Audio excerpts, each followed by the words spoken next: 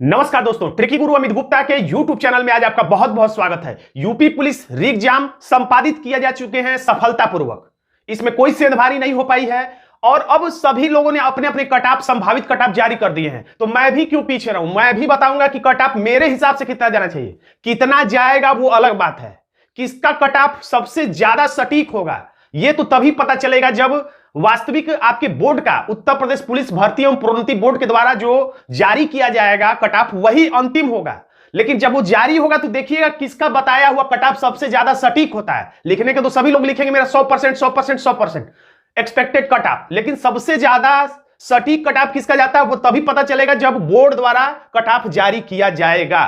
तो देखिए, इससे पहले भी परीक्षाएं कई हो चुकी हैं, उसमें जो कट ऑफ जारी किया जाता है, सबसे बड़ी दुविधा यही है, जो जारी किया जाता है वो नॉर्मलाइजेशन के बाद वाली परिस्थिति के आधार पर कट ऑफ जारी किया जाता है और उसी आधार पर आप कट ऑफ बताएंगे तो कहीं ना कहीं ये दिक्कत है। नॉर्मलाइजेशन के आधार पर वो पिछले वर्षों जैसे 2018, 2024, 2020, 2013 जो भी कट ऑफ है इससे पहले वाले परीक्षाओं के, फायरमैन या किसी परीक्षा के, तो वो जो कट ऑफ है वो कट ऑफ है नॉर्मलाइजेशन के बाद, घटने बढ़ने के बाद जो नंबर है उसके हिसाब से। तो नंबर हम यहां पे कट ऑफ के रूप में नहीं बताएंगे, हम यहां पे प्रश्न बताएंगे कि कितने प्रश्न यदि आपके सही हैं तो आप सिलेक्टेड हो सकते हैं, किससे कम प्रश्न है तो आप सिलेक्टेड नहीं होंगे, दौड़ करना चाहिए नहीं करना चाहिए, ये सब मैं प्रश्न आपके कितने सही ये मैं बताऊंगा। नॉर्मलाइजेशन के बाद कितना बढ़ेगा, कितना कम बढ़ेगा, किसका कितना ज्यादा बढ़ेगा वो बात की बात होगी। तो आज की इस वीडियो में हम लोग यही देखेंगे cut off general, OBC, SC, ST, EWS का, मेल फीमेल का कितना जाएगा, नॉर्मलाइजेशन में किसको लाभ होगा, किसको नुकसान होगा। तो खुश हो जाने वाली बात है क्या है आज की इस वीडियो में देखेंगे। और इसे ऑफिशियल कट ऑफ के कितना, इसका मतलब यह है कि ये जो कट ऑफ है कहीं ना कहीं किसी न किसी साल के ऑफिशियल कट ऑफ को प्रदर्शित करता है, इसलिए इसको सटीक अब तो ये बोर्ड के कट ऑफ के बाद ही पता चल पाएगा। लेकिन मुझे जैसा लगा मैं वो कट ऑफ बता रहा हूं और मेरा उद्देश्य ऐसा भी नहीं कि मैं किसी को खुश करना चाह रहा हूं या किसको नाराज करना चाह रहा हूं। मेरा दिमाग जो कह रहा है कि कट ऑफ जाना चाहिए वही मैं बता रहा हूं। तो यहां पर देखिए कुछ कुछ बातें हैं, कितनों ने परीक्षा छोड़ी तो 30% ने छोड़ी, कितने लोग शामिल थे और कितने लोग इस परीक्षा को छोड़ दिए, 32 लाख के करीब लोग इसमें शामिल हुए। तो इसका कोई खास प्रभाव नहीं पड़ता है, क्योंकि जो छोड़े थे वो कैसे लोग छोड़े होंगे आपको पता होगा, कैसे लोग परीक्षा छोड़ देते हैं। हम लोगों के बीच से ही वो लोग आते हैं जो परीक्षा छोड़ देते हैं, जो बस मौके पर चौका मारना चाहते हैं और मौके पर चौका नहीं लग पाता तो ऐसे लोग परीक्षा छोड़ देते हैं। जिनकी देखिए, तो क्या परीक्षा छोड़ी होगी किसने, तो जिसकी तैयारी नहीं हुई, सबसे बड़ा 99.99 यही कारण होगा, तैयारी नहीं होगी वही परीक्षा छोड़ेंगे। सेंटर दूर थे, ये बहुत कमजोर कारण है। अगर आसपास होता तो ये जो परीक्षा छोड़ने वाले हैं तुरंत पहुंच जाते, लेकिन थोड़ा सा दूर था तो इन्होंने कहा कि अब उतना दूर क्यों जाए झूठ मूठ, जब तैयारी नहीं है।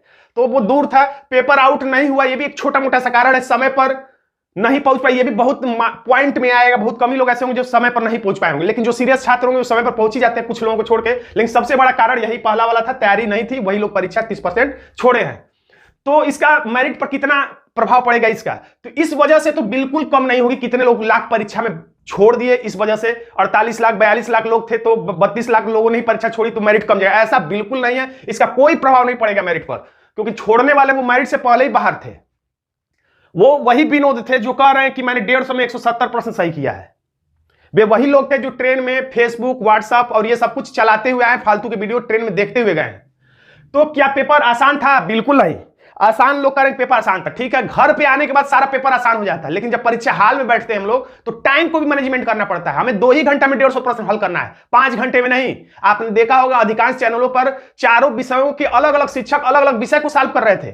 केवल एक शिक्षक पूरा सॉल्व नहीं कर रहा था, रीजनिंग कोई और सॉल्व कर रहा है, जीके कोई और सॉल्व कर रहा है, हिंदी कोई और सॉल्व कर रहा है, मैथ कोई और सॉल्व कर रहा है। एक पेपर को हल करने के लिए 4-4 विशेषज्ञ लगे हुए हैं। उसके बावजूद भी उनमें कुछ प्रश्नों में कंफ्यूजन हो जा रहा है कि ये होगा कि ये होगा। और सोचिए परीक्षा हाल में तो एक ही छात्र बैठा है और उसके बाद लिमिटेड टाइम है 2 घंटा। सबसे बड़ी बात समय की है, प्रश्न सभी हल किए जा सकते हैं लेकिन समय बड़ी बात है। परीक्षा के बाहर और परीक्षा हाल में बैठकर प्रश्न देने में अंतर होता है। तो प्रश्न बिल्कुल आसान नहीं कह सकता, हाँ मीडियम लेवल का था, लेकिन समय के अनुपात में देखा जाएगा तो प्रश्न छोड़े जाने पड़ेंगे, यानी सारे प्रश्न बाकायदा टाइम दे देकर हल नहीं किया जा सकता है। नॉर्मलाइजेशन का असर क्या होगा, तो बहुत कम असर होगा, क्योंकि लगभग मान के चलिए सबका लगभग थोड़ा बहुत ऊपर नीचे, तो पेपर कितना भी कोई नाप तोल के बनाएगा ऊपर नीचे हो ही जाएगा, लेकिन लगभग सबका बराबर पेपर था। ज्यादातर लोग बोलेंगे 25, 23 और 25, तो 23 पहला मीटिंग था तो इसलिए उसको कोई घाटा नहीं होगा क्योंकि उसको कोई पैटर्न नहीं पता था, तो जरूर कुछ लोग कम करेंगे प्रश्न। तो इससे नॉर्मलाइजेशन में 23 तारीख और 25 तारीख की सेकंड मीटिंग में कहा जा रहा है थोड़ा सा पेपर कठिन था, थोड़ा सा, तो उनको भी थोड़ा ही सा लाभ होगा, बहुत ज्यादा ऐसा नहीं कि 25-50 नंबर बढ़ जाएगा, थोड़ा ही सा लाभ होगा लेकिन होगा। और 30-31 वाले पैटर्न जानते थे और पेपर भी बहुत कठिन नहीं था, वैसा ही था, थोड़ा आसान ही कर रहे लोग, तो इनको थोड़ा सा नुकसान होगा, बहुत ज्यादा नुकसान नहीं है। वो भी ज्यादा नुकसान किसका माना जाएगा? जो तेज तर्रार छात्र हैं जिनकी तैयारी बहुत अच्छी थी, और जिसकी तैयारी बहुत अच्छी थी आसान पेपर आ जाते तो उन्हीं को घाटा होता है, क्योंकि सब लोग बराबरी में आ जाते हैं, तो तेज तर्रार छात्रों को घाटा होगा। तो यहां पर देखिए कट ऑफ कम जाने का क्या कारण बता सकते हैं? कम लोगों ने परीक्षा दी, ये कारण नहीं है कि कट ऑफ कम जाए। कम जाने का कारण ये हो सकता है कि पेपर आउट ना हो, बहुत बड़ा कारण है, इसको आप हल्के में मत लीजिएगा। पेपर का आउट ना होना मेरिट के कम जाने का बहुत बड़ा कारण है। पेपर आउट हो जाएगा 70, 75, 80% मेरिट चली जाएगी, लेकिन अगर पेपर नहीं आउट होगा तो 60%, 65% के भीतर ही मेरिट जाती है। पदों की संख्या भी बहुत बड़ा कारण माना जाता है। अब यही 5000 पोस्ट पे अगर परीक्षा हो तो मेरिट अलग जाएगी, अब 50,000, 60,000 पे परीक्षा हो तो मेरिट अलग जाएगी। मानते हैं कुछ छात्र 120% सही किए होंगे, लेकिन ऐसे छात्रों की संख्या 5,000, 10,000, 15,000, 20,000 होगी, 60,000 तो नहीं होगी, तो मेरिट फिर गिरने लगता है। पेपर मध्यम था, ये नहीं आसान नहीं कर सकते, मीडियम लेवल का था, मानते थोड़ा सा आसान भी अगर हम मान लें, जबकि ये मान के चलिए एक विषय के चारों, एक परीक्षा के प्रश्न पत्र के 4 विषयों को 4 टीचर हल कर रहा है, वो भी 2 घंटे से ज्यादा समय में हल कर रहा है, वो भी हल करने के बाद हल कर रहा है। और यहां पर आप अकेले 4 in 1 है, परीक्षा में बैठ के आप 4 in 1 का काम कर रहे हैं, और समय भी आपका लिमिटेड है, दबाव भी है, और न तो गूगल का सहारा लेना है। तो ऐसे समय में पेपर मध्यम था, लेकिन समय तो कम है, कम से कम 15 प्रश्न, 10 प्रश्न ऐसे होंगे जो जिसको आपको बीड़ा पढ़े या बहुत कम पढ़े या समय के अभाव में गलत कर देना पड़ता है, तो आप पेपर को उस नजरिए से देखेंगे, समय के सापेक्ष में तो आसान नहीं कर सकते हैं। माइनस मार्किंग मेरिट को थोड़ा सा जोर नीचे ले जाती है। माइनस मार्किंग मानते हैं कि कम है, माइनस मार्किंग बहुत कम है, लेकिन इसके बावजूद भी कुछ प्रश्न तो कटेगा ही ना। अगर आप 15-20 प्रश्न भी गलत करेंगे तो कुछ कटेगा ही, तो भले ही कम माइनस मार्किंग है, लेकिन कुछ ना कुछ तो ये भी प्रभाव डालेगा मेरिट को नीचे ले जाने में। अभिरुचि परीक्षण और यूपी के नहीं था, जिसको लोगों ने बहुत तैयार किया था। अभिरुचि परीक्षण का प्रश्न होता है 5 भी, तो लोग उसमें 4-3 सही कर देते। यूपी जीके का भी अगर 4 प्रश्न होता तो वो भी 3 सही कर देते। खासतौर से अभिरुचि परीक्षण मेरिट बढ़ा देता है, तो ये भी नहीं था, तो ये भी मेरिट को थोड़ा सा नीचे ले जाएगा। और दौड़ में 2.5 गुना नहीं, अब सुनने में आ रहा है कि 3 गुना लोगों को बुलाया जाएगा, तो कम से कम दौड़ में तो बहुत कम मेरिट जाएगी। दौड़ के लिए एलिजिबल अगर आप चाहते हैं कि मैं दौड़ूं कि नहीं दौड़ूं, तो दौड़ के लिए तो अपेक्षा से आपके कम मेरिट जाएगी। देखिएगा जब मेरिट आएगा तो इस बात को मेरे ध्यान रखिएगा, जब मेरिट आएगा अभी जब दौड़ में बुलाने के लिए, तो मेरिट बहुत कम जाएगी। तो कम से कम दौड़ के लिए तो आप तैयार ही रहिए, आगे हम लोग बताएं कितना मेरिट जा सकती है। तो देखिए कट ऑफ का कितना जाएगा, इसका आधार क्या है?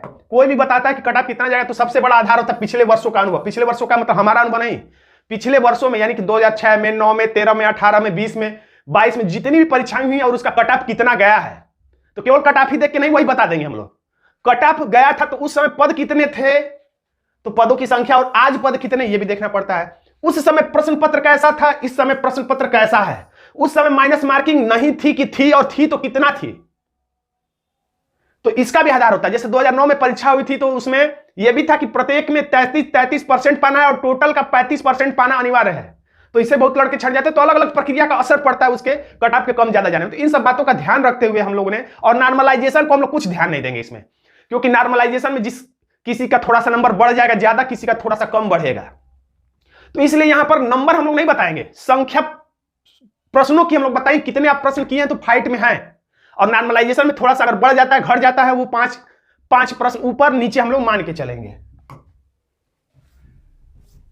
तो देखिए मेरे हिसाब से कट ऑफ, और कमेंट बॉक्स में आप लिखिएगा कि आपके कितने प्रश्न सही है और आप किस कैटेगरी से, जनरल, ओबीसी, एससी, एसटी लिख के, और अपना कितना प्रश्न सही है, कि काट पीट करने के बाद, ये नहीं कि केवल सही बता दीजिए, 12 ठो गलत उसको छोड़ दीजिए। और हाँकने के लिए बढ़ा बढ़ा के मत बताइएगा कि किया है आपने 97 और बता दीजिए 110, ऐसा नहीं करना है, सटीक बताइए। आपको कमेंट में कौन पहचानने जा रहा है, तो आप कमेंट में अपना नंबर, जैसे अगर आपने 105 किया तो 105 और प्लस ओबीसी है तो ओबीसी ऐसे लिख दीजिएगा, ताकि उससे थोड़ा आंकड़ा लग जाए कि फिर भी देखिए नंबर बताने वाले वही होते हैं जो ज्यादा 100 प्लस किए रहते हैं, वही ज्यादा नंबर बताते हैं, या 90 प्लस वाला ही नंबर बताते हैं।